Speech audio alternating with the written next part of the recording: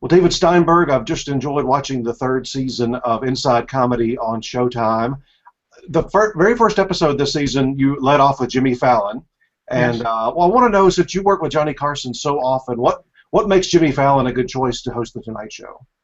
Well, he's unique in as a host in some ways because he has a very open attitude and sort of an automatic warmth that's sort of in his DNA.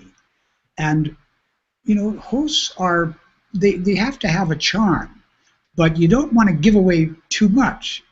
So it's surprising that he's as successful as he is with just being this sort of out there open person, but he's remarkable. And then his talent is so great.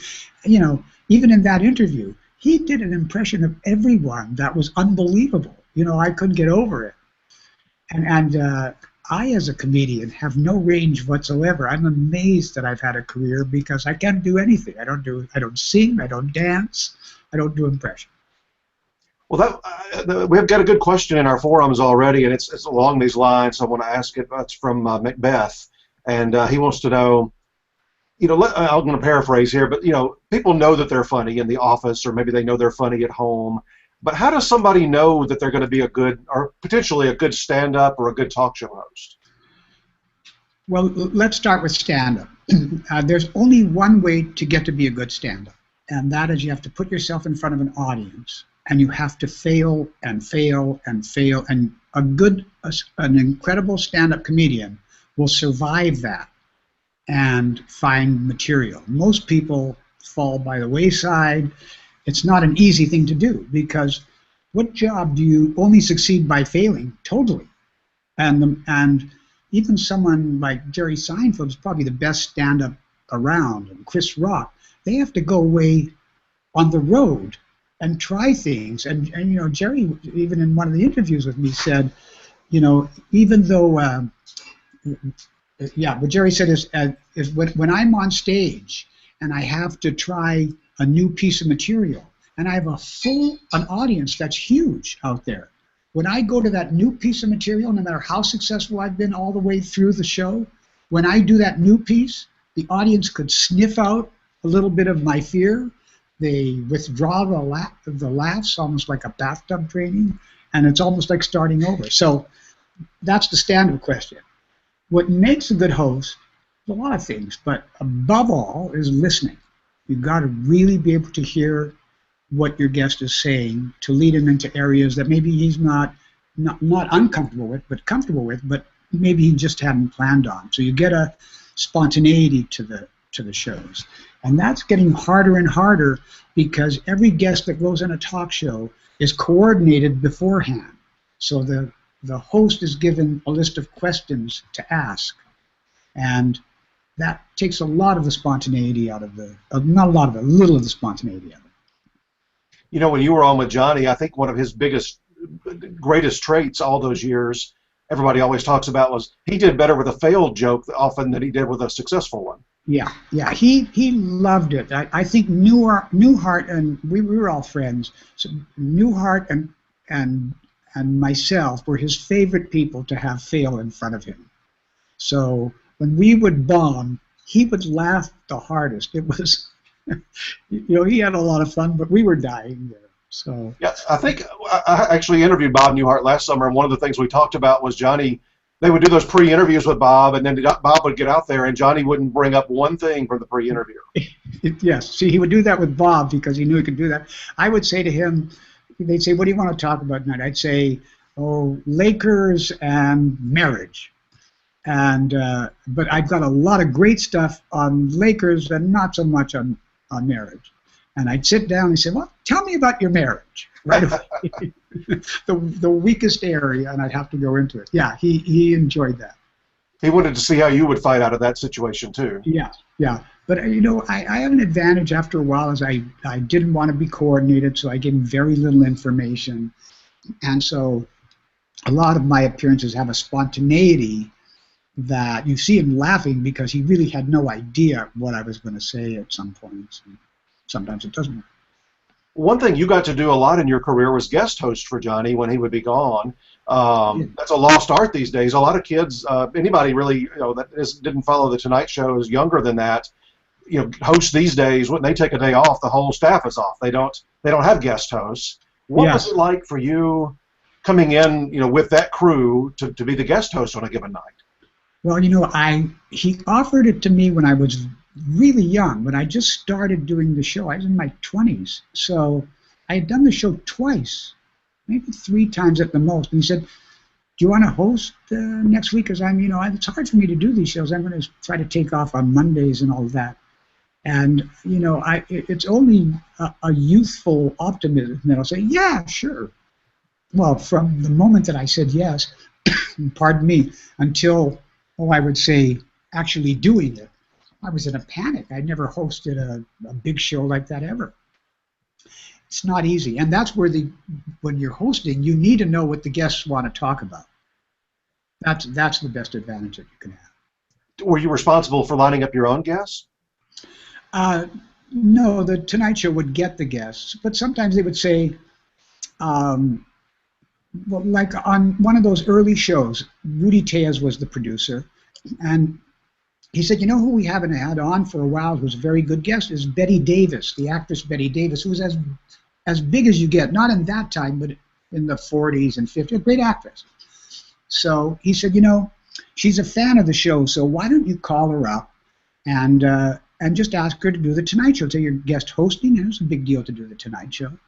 And that's it. And then just before I went, I said, and don't tell her how you got the number, just go into it. I thought, well, that's a casual thing to say. And so I called her up, and she answered the phone, that inevitable Betty Davis voice. And I said, "Hi, Miss Davis, this is David Steinberg." And I didn't even get to hosting. She said, "How'd you get my number?" So, I was just told to not. I don't really, what am I going to say? In a phone booth? I didn't even know what am I supposed to say. I said, "Well, I wonder if you do the Tonight Show." She said, "Of course not," and she just hung up on me. That was a good. Off to a good start. Yeah, a good start. Yeah. What are your reactions to Jimmy moving the show back to New York? That's where you all started. Yeah, I think it's good. It's sort of traditional for the Tonight Show to be there. Johnny was always a little uncomfortable leaving New York in the first year or so, but then he just so enjoyed how much easier it is to get to the studio. You can drive there. You have your privacy in a better way. So he grew into it. For Jimmy Fallon, I think it's good. It makes it more exciting in a way, but it makes it better for all the LA hosts, because all of a sudden, you can get everyone, because everyone's in New York, and they're all the talk shows are out of New York. And what's your take just in general? I mean, I don't think we've ever had so much commotion in late night with all the different people, Dave retiring, Craig's leaving, Seth Meyers coming in, Stephen Colbert moving over. What's your take kind of on the whole landscape swapping around? Well, it's interesting. It'll be a survival of the fittest. Most of these hosts, most of these guys are all very good. Everyone, you have to develop your own personality and your own traits. I mean, the thing I like about Letterman is he's just a witty, smart, funny guy. But what I like about him is you always knew when he was angry. When he was pissed, he would show it on television. And that's an incredible thing to watch. You're getting a very honest person, even if you don't agree, if you don't like it, if it's not funny enough. So he was very unique that way, but you have to carve the show out of your own uniqueness. It's your own thumbprint that you have to put on the show, and that takes a while. Back in the day when you were guest hosting so often, did it ever come up? Did you ever have a conversation about doing your own late night talk show?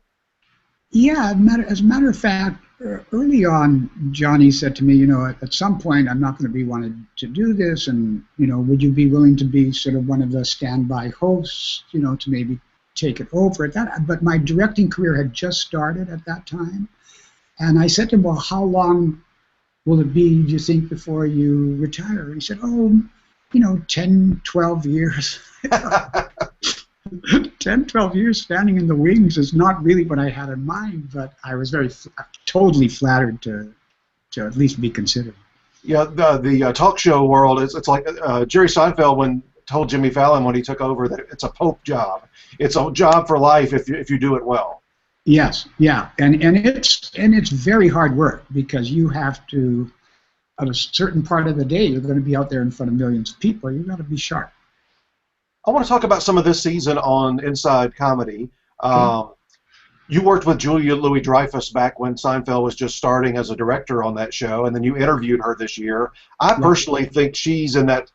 She has worked herself up over her career into that same group with Lucy and Carol Burnett and Betty White, one of the best TV comedians of all time. Would you agree with that? Well, without question. And I mean, she was good before Veep. When you see her in Veep, that's a level of the heights of comedy in a way that is unbelievable. She is just as loose and as funny. Most comedians and comedy people, they'll look at something and they'll appreciate it and say, that's funny, you just comment on it. But Veep, I'm just laughing, she's spectacular. And She owns that role. yeah, and she happens to be a delightful person on top of it. Another one you interviewed is somebody that I guess was right before you in Second City, and that's Alan Arkin this season. Somebody I've always loved, but it seems like it would be like pulling teeth to get him to sit down for an interview. It is. He's very guarded and irascible, stubborn kind of guy, and I've known that about him. But seeing him at Second City, a few years younger than him, I never seen anyone that dynamic on stage ever like that. And interesting, in that interview, he said he's not comfortable with stardom in any way. He didn't like when he was on Broadway and people when he had his name above the title and people think it's Alan Arkin when in fact Carl Reiner had written the character and all that. So I find that very interesting. He's a really interesting person. And of course, despite whether he'll admit it or not, he wrote the Banana Boat song. Yeah, he didn't want to talk about that at all. Didn't want to talk about it at all. And he was in a group called the Terriers, and one of the other people in that group was Marshall Brickman, who wrote a lot of the Woody Allen movies, and eventually the Frankie Valli Jersey Boys is what he wrote as well. I love it. I mean, I like the combinations of people you put on the show, whether they're big names like a Jimmy Fallon or a Jonah Hill, but I tell you, when I see on the guide for that week that it's going to be more of a character actor that maybe doesn't get interviewed as often, like a Fred Willard or Catherine O'Hara or Bob Einstein, I love those because you get such good stories out of those folks. Yes, because I didn't want to restrict the show to just stand-up comedy or any specific kind of comedy. It's just the world of comedy, and those people, we have the benefit of the archival stuff, so. Once they've told you what it is that they did, and then you see Catherine O'Hara as Lola Heatherton, or Fred Willard in his incredible improvisational style. And Fred was in my company at Second City. Fred and Robert Klein and I were in company together. They have incredible stories about how selfish I was. One of the best stories all year was Larry Miller's story about his first Tonight Show appearance. Yes, with the pants that came in the last minute. Yeah, I had not heard those. When we see the interviews themselves, you basically got a 30-minute show with two people in a show, so roughly 14, 15 minutes per person. How long did you actually sit down with that person to get down to 14 minutes? Never shorter than 30 minutes, and usually 40 minutes, about 40 minutes, 45, because I made a very bold decision. I didn't know if it was going to work, but it does. I don't research anybody, and the whole interview is improvised. So I only get my next question from hearing what they're saying. So you get to very sort of deep kind of listening. And so in fact, it's a little bit of it's a slight handicap when you're going back and forth. I feel that the going back and forth is what made the show unique and why people are discovering it and finding it and enjoying it. The disadvantage is I rarely do three people in a show, but when I did the first season, we had Brad Garrett, who had opened for Sinatra, and Marty Short, who had an incredible relationship with Jerry Lewis, and we had Billy Crystal, who had opened for Sammy Davis Jr. And they all separately, in the half hour, 40 minutes, gave me a version of that. And when I looked at that, I said, let's make this let's make this the whole show, going back and forth. So that was a great show in the storytelling and in their connections. You could see why they're connected, why these three people are together. The sad part of that is there's 28 minutes of incredible stuff on the floor that no one gets to see because I'm working them back and forth with each other. Are you going to have a fourth season? Is that something you could showcase then? If I were the deity, I would give myself another show. But the decision isn't made by God. It's made by a whole group of other people. But I think it's looking good. I'll take David Nevins out to lunch and grab him by the lapels and hope that he feels about it like I do. Well, speaking of that first season, I wanted to ask you about Jonathan Winters, who you interviewed then. He passed away, of course, in this last year. What made him special? What was so great? I mean, I love him personally, but there's nobody ever been like Jonathan Winters. Yeah, he had a unique comedy mind, and he set a style of comedy that to this day almost everyone doesn't know it, but they're doing a version of it. But he was purely improvisational. You know, you could see it on our show. I used the Jack Parr show where they just gave him a stick, and he did everything you could possibly do with a stick. And he's so spontaneous and so interesting. And there's no Jonathan Winters person that you get. You get Maude Frickett, and you get Jonathan in that comedy character of his. He was as unique and as original as you get in comedy. And the irony of it is that he never had a stand-up act, which cut off a lot of potential income and even following. He wasn't comfortable just standing on stage talking to an audience. He needs someone to play off of, and he needed someone feeding him material. A clear-cut comic genius, any way you look at it.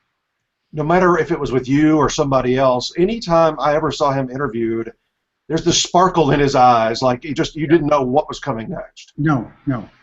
He was the bomb. He was the best. A peer of yours, I don't think on Inside Comedy over the 3 years, but David Brenner passed away in this last year. What kind of interactions did you have with him? What was he like?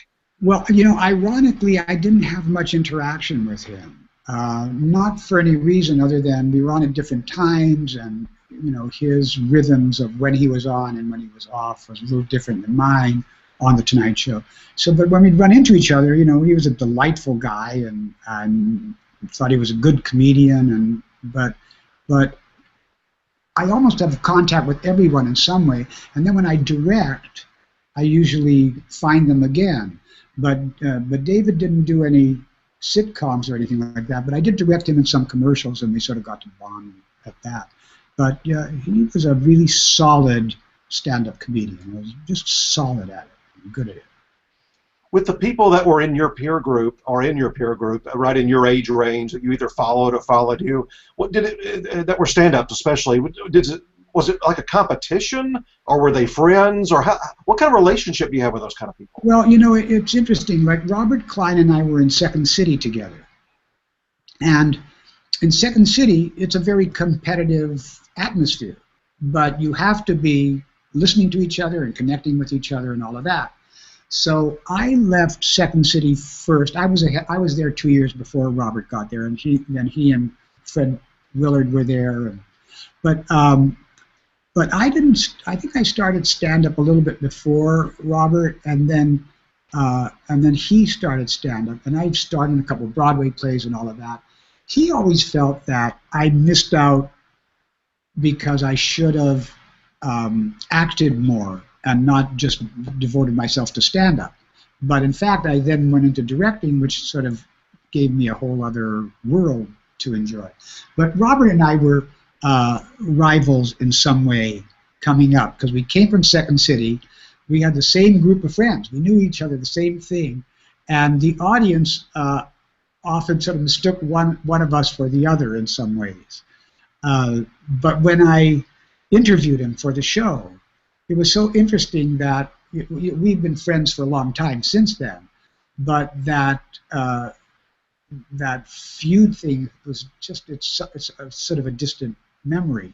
But most stand-up comedians don't get to see other stand-up comedians, and I don't really like to see someone else because you don't want to see someone good because that'll depress you, and you don't want to see someone bad because that'll depress you. And if they're really good, you want their material. So it's best to just stick around the house. But Klein, incidentally, is one of the best stand-ups around. Period. When you're watching a TV show or a film or you'll see somebody in stand-up or whatever, as a comedian, do you laugh? I mean, do things make you laugh, or do you know all the tricks that are coming? And I could, the goal of a stand-up comedian is to not let you know where he's headed all the time. So the moment you know where he's going, it's not as good as it can be. Jerry Seinfeld, you can't tell where he's going when he's doing his stand-up. Louis C.K., he starts a subject, you don't know, there's no way you can be ahead of these kind of the best comedians. Chris Rock the same way. So when I'm watching them, I'm in awe of them just as the audience is. The documentary that was on your life this past year on Showtime, I really enjoyed that as well. What's it like looking at your whole life in an hour and 45 minutes? Well, I didn't look at it that much. It's a little on the embarrassing side to have a whole 90-minute or whatever it was, a little less than that, story of your life. I resisted it as a documentary because I thought, you're going to go to all my friends. They are famous. I've directed everyone. I've been around forever. They'll be forced to say lovely things about me, and I just kept on saying there's no story here.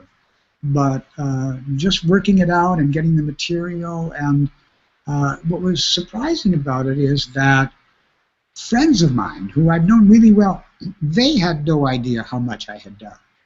So not just about being good, but I just did directing, I did acting, I just did all of this stuff, and I think that's what surprised people, and that's why I think they responded so strongly to it. But I do hear about it a lot, I learned a lot that I didn't know, and I thought I'd followed your career pretty well. I didn't know all of the Smothers Brothers stories. Yes.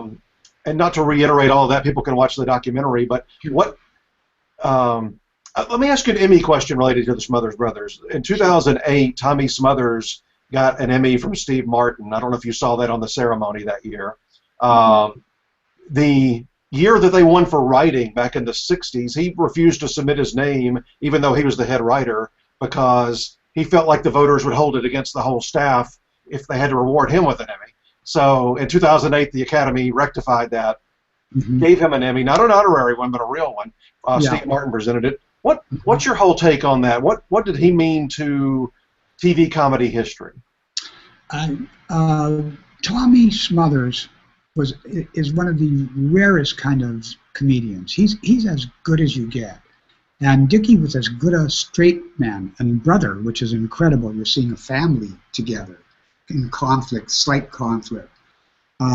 He was just genuinely funny in a very, just an unusual way. And remember, they were singers. They were folk singers, which was very popular. Folk singing and stand-up were sort of finding their own sort of niche in the 60s.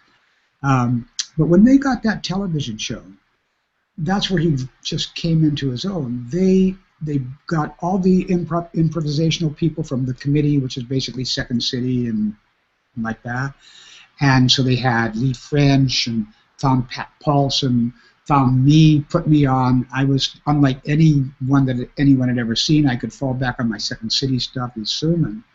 And the controversy, the sermons, you do anything, if you want to offend people in America, if that's your goal, just do anything on religion, because no one's going to agree with any satire that you're doing on religion. Not the whole world will never agree with you. So when they put me on, that became the straw that broke camel's back. But they were resisting CBS censorship. The standards and practices vetted every single thing that you said in those days. So as a comedian, you've got to be looser than that. And Tommy wanted to be looser than that. And he had on Pete Seeger, who was considered a commie, and he would have on Jane Fonda. He deliberately sort of rubbed the network's nose in it, and they had a good excuse with me because I was doing these sermons, and they asked him don't ever do another one of those because it got the most hate mail in the history of television. That's sort of a badge that I wear proudly. And then Tommy, I did another thing with him the following week, and he said, why don't we do one of those sermons? And I didn't know that the network had told him never to have him do another sermon. And that was it. Never got on the air, that show. So they shielded you from some of the bad things that were going on behind the scenes. They were pretty open about it with me, just letting me know about the hate mail and all of that. But I didn't know that I didn't think Tommy was keeping it from me. He just didn't get around to telling me that you can't do another sermon. If he had told me that, I said, why were you doing another sermon when they told you not to? But ultimately, they would have found another reason to throw him off. Well, listen, I really appreciate your time again this year, and good luck with the Emmys. I hope season 4 happens for Inside Comedy. Thank you. Have any particular people you're trying to chase down for that season that you haven't had on before? I do. I'm afraid to give their names out. The Yiddish expression. Put them out in the open, and then they'll then if they don't do it, they'll look bad. A nice try, but I'm not going to put my name. Well, thank you so much. Have a great summer. Thank you. It's always great to talk to you.